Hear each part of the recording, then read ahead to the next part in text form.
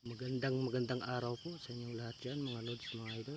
Sa mga nagtatanong po pala kung anong gamit ko na fertilizer, ito po muna yung gamit ko ngayon, urea at saka complete, kasi magpapa-recover pa tayo ng ating tanim.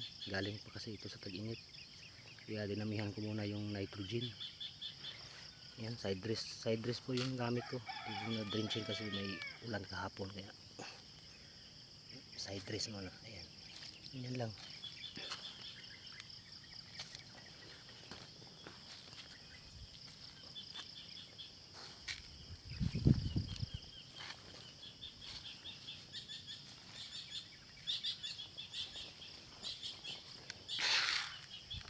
Yan lang po.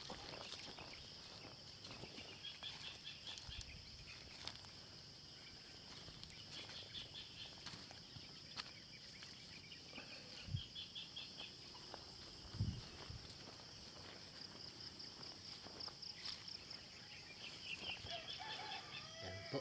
Maraming pong salamat.